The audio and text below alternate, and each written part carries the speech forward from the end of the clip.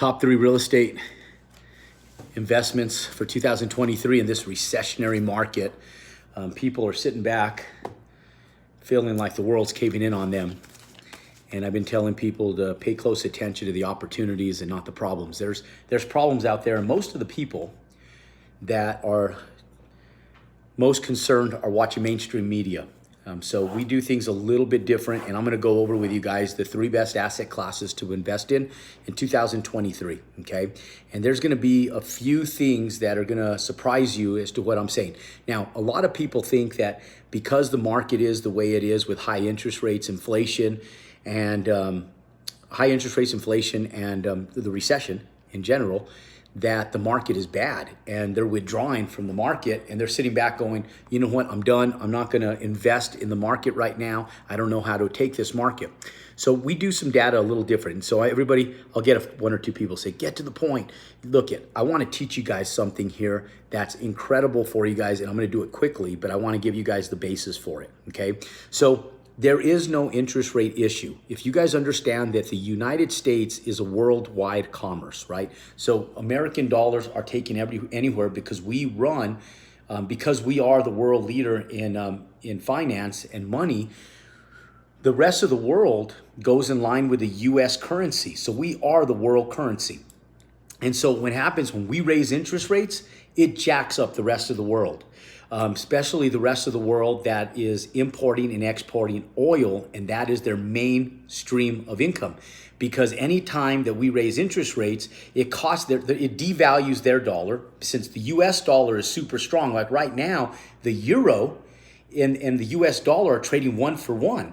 And so the U.S. dollar right now is extremely, extremely strong. So here's what's happening in the United States right now is that our interest rates are high, but we cannot keep them high forever. Because if we keep them high for too long, we're going to annihilate the financial interest of the mass majority of the world. 26 different countries are going to be affected by what's happening that ship with interest rates that ship oil and crude oil for import or export, because it costs them more for each barrel of oil. Even if the barrel of oils are slightly going down because their dollar's weaker, they run out of money to be able to finance the import-export of their oil. So hence, they run out of capital, they go broke. And so the U.S. cannot keep interest rates high for too long. They have to come back down, okay? So what's happening right now is the federal government is watching import and export. And so when import and export is not doing well, and the ports are closed in the United States and in China, which they're not anymore, then we have a supply chain issue. That's what's created inflation. Well, the ports have opened up, and what most people are not telling you is that inflation has actually already went down by over 60% in the last 30 days alone. It's the fastest deflationary market that we've ever seen in history. Now, with that said, we haven't seen that in mainstream, right? Out in the regular world, we haven't seen that yet because it takes about 60 more days for it to show its presence, because a lot of the supplies, the commodities and everything that's out there hasn't hit the shelves yet. So it's not inventory yet. Once it's inventory, it's on the shelf. They have mass quantities of stuff. Merchants do not want to house merchandise in their warehouses because it costs them money. They want it moving. So it's more important for them to move it. In order to move it, they have to decrease prices. So the feds are paying attention to freight. And as the feds are paying attention to freight, Fannie Mae, Freddie Mac are paying attention to the feds, and then we need to pay attention to what's happening with Fannie Mae, Freddie Mac as investors so we know what asset class to buy. That's what gets us to the 3 best asset classes to buy. So I'm going to talk to you guys today about something called ESG, okay? ESG was put together by the Democrats. It was a law. It was kind of an accident, and it's actually worked out really well. So it doesn't matter if it's Democrats, Republicans. If there's something that works out, pay attention to it. And hence, it doesn't matter if you're Republican or Democrat, pay attention to this ESG ratings that are being mandatorily regulated amongst all major corporations across the United States. The E stands for environmental, the S stands for social, and G stands for governmental. And they're to enter their credits, And based on how many credits you get a rating as a corporation. So all the big corporations, the better the ratings are, the better tax incentives they get. So there's incentives for them tax-wise, but they want the good ratings as companies. And so what's happening is all these big companies like BlackRock, like Elon Musk with Tesla, like Greystone, all these big companies are trying to go after their ESG ratings. And so there's a few asset classes that specifically relate to where you can benefit from this ESG ratings, and you yourself have the same tax benefits utilizing ESG ratings and ESG credits to benefit from through the means of real estate, okay? Multifamily is one of them that you can go into. So obviously, we're gonna talk about multifamily a little bit here, and I'm gonna give you two other asset classes that are really important to look at as well, okay? Now, multifamily, because we're gonna look at it from a social standpoint. Now, in real estate, the only two of the three that we really care about in regards to taxes and financial reward is the E and the S, the environmental and the social aspect, because those are the two that we can fulfill, okay? Environmental is like throwing solar. You know, you throw solar on a home or a building, you win, right? You get the ESG credits and you get a great rating. That's an environmental example. Now, social is like, let's say you have multifamily, and let's say you stabilize it. It's not low income, and maybe it's not even affordable housing, but you take 5%. So if you have 100 units, you take 5 units out of your 100 units and you recognize them and release them as affordable housing. And that's a social aspect, which gives you, again, a good rating on your ESG rating.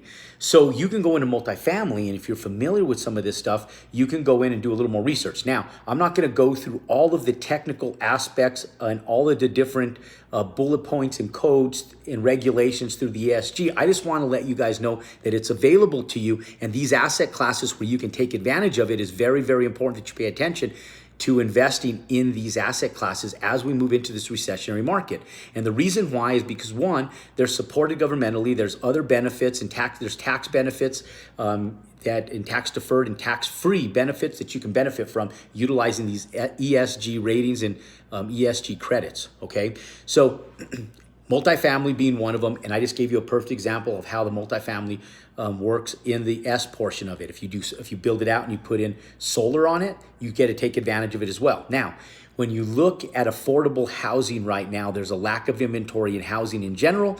And because there's a lack of housing in general, and more so the lack of affordable housing, it's the highest rent increase that we've had in 100 years, okay? So we just lived through the 100-year exceptional increase of rental rates. I don't believe that in our lifetime we're going to see rent rates get pushed as aggressively, as fast as what we just saw over the last 2 years. And so if you were able to take advantage of it, best blessings to you, because the chances of us seeing it again in our lifetime is very, very slim. What we are right now is we're in what's called, most people know it as a glass ceiling, okay, in the rental market. And the reason that multifamily is a great place to invest is because it's not a glass ceiling, it's a rubber ceiling. And because it's went up so high, what's happening is the rubber is giving, and they're putting pressure on these rents, and they're giving. And what's going to happen is you're going to put so much pressure on that rubber. What happens to rubber when it can't go no more? It comes back down, and it just like a rubber band, right? So what happens is we're hitting this rubber ceiling where rents are getting pushed, and they can't, and then boom, they're just going to level out. Okay, they're not going to come back down. They're just going to level out. And then we'll start seeing normal appreciation, 1%, 2% annual growth, which is healthy growth. But we've been able to see this growth in the last 2 years that has been astronomical. So because interest rates are high, housing is so expensive, and the inflationary value of homes have went up, and now we've seen it with rent rates. Multifamily is a great place to go into, but not just multifamily. Affordable multifamily is the place to put your money because of the lack of affordable housing and affordable rent rates that are out there. So how do you do that? When you go in and you're looking for multifamily and you can't find no more of it at reasonable rates, we build it and we develop it. So that's one asset class that you can get into, is the development aspect of multifamily.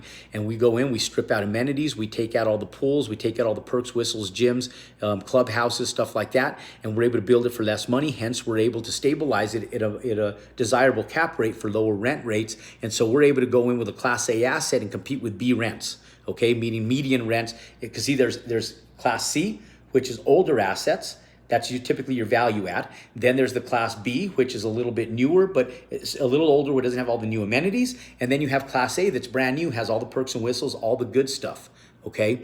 So what we're doing is we're going and building a Class A asset and competing with Class B rents. So that's affordable housing. Great asset class to invest in 2023. I think we're going to have a huge opportunity over the next 2 years in affordable housing. And in fact, I think we're going to push into an entire decade, but an extreme advantage over the next 2 years. Now, the next one is repositioning distressed assets, which I've been talking about for a long time. You take a distressed asset, whether it's retail, whether it's office, and there's so much distressed retail, that's probably one of the number one asset classes you should look at when you're wanting to reposition asset classes, because you can implement the ESG credits and get your ESG ratings and be able to take advantage of killing two birds with one stone. A great asset class that you can hold for a long period of time.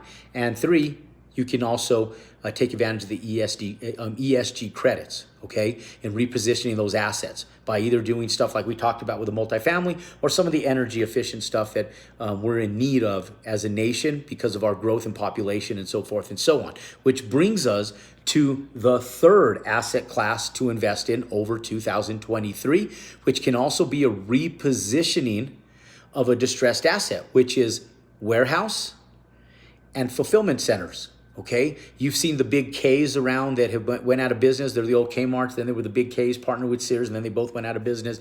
And so now all you have is Sears.com, and Kmart is gone, right? And so we see these big buildings. People are taking them and they're making them into storage facilities, which is another great asset class. But cap rates have been compressed so much in storage facilities that I don't recommend them. Most people say, well, they're like multifamily. They're a lot easier to run. Yes, but be careful in the storage space right now, because cap rates have been compressed so much that once you compress cap rates in an asset class like storage, it's really tough to reposition those assets and see the value, because you can only push rents on storage facilities so much. So once the cap rates are compressed, where they go down so far, it's really hard to push those anymore to make those cap rates stabilize. And so you definitely hit like a glass ceiling. So be careful with storage units right now, unless you're building them new. But purchasing old, make sure that you're buying them at a reasonable cap rate, because these sub 4% cap rates on storage units, I wouldn't touch them anywhere close or near to them, okay? But fulfillment centers, industrial warehouse, office warehouse, anything in the warehouse industry that is either helping out the larger sector warehouses like Walmart, like Amazon, and the fulfillment centers for all of these, for all of the big companies out there that are doing distribution, more logistical companies more so than retailers, is Walmart, Home Depot, and Amazon have now become really logistics companies, okay? So being able to put together, invest in asset classes like industrial, warehouse, and fulfillment centers is very good. Now, if you're wanting to play it safe, you can be the small guy going in and fulfilling the need for warehouse around these fulfillment centers for like fire stations, going in and doing like mechanic work, where you do small office warehouse stuff, where construction companies are needed, and a lot of blue collar trades need to be able to utilize the rentals from these smaller retail office complexes, rental companies for equipment rentals, tent rentals, event rentals. They've been great tenants of ours for many, many years. Those are the best asset classes right now to invest in. So look, ladies and gentlemen, I can go on all day about the best and why they're the best, and I can go in and go give you guys a million different reasons as to why these are the best asset classes. But if you want more information, as things change, as the market trends, then click and subscribe to our YouTube channel, pound that thumbs up button, and follow our content. And I'll give you the latest and greatest and all the new news and what's happening and trending before you even get it on mainstream media. Click below, pound and subscribe to our YouTube channel, And if you're watching this on rewatch and you're watching it live, just put hashtag replay. You guys go out and make it a great day. God bless, and thank you for joining us on our Wednesdays, Real Talk on Real Estate, and we'll see you next Wednesday.